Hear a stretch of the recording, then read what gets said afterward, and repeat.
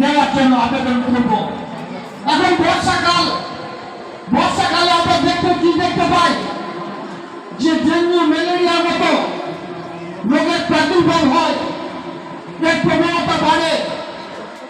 এর কারণ একটাই, আমাদের বাড়ির আশেপাশে যে খালা খণ্ডগুলো থাকে, যেখানে জল জমে থাকে বা কোনো প্লাস্টিক জাতীয় দ্রব্য আমরা ফেলে দিয়েছি, রেখে দিয়েছি, যেটা অপ্রয়োজনীয়, সেখানে জল জমে মশা বা পতঙ্গ বাহিত কীটাণু উৎপত্তি হচ্ছে।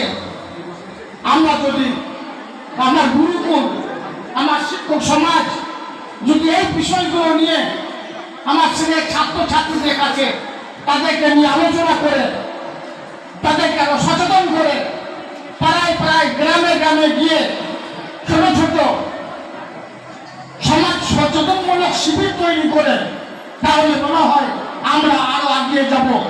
আমাদের রাজ্যের মাননীয় মুখ্যমন্ত্রী মাননীয় মমতা বন্দ্যোপাধ্যায়, তার যে স্বপ্ন বাংলাকে সারা ভারতবর্ষের যে অঙ্গ রাজ্যগুলি আছে তার থেকে এগিয়ে নিয়ে যাবে স্বপ্ন, সেই স্বপ্ন বাস্তবায়িত হবে। যাই হোক, সকলে ভালো থাকুন, সাবধানে থাকুন।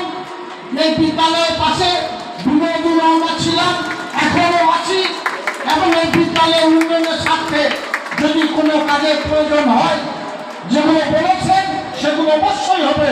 আরো যদি কিছু থাকে আপনার বলবেন, আপনাদের কাছে উন্নয়ন করে গেলাম।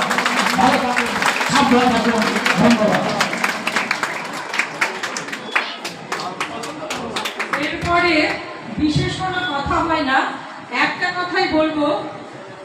শ্রী কাজল শেখ মহাশয়ের বক্তব্যে আমার মনে হচ্ছে, আমার মনে হয় এটা সবার মনে হবে যে উনি আমাদেরই লোক, আমাদেরই একজন।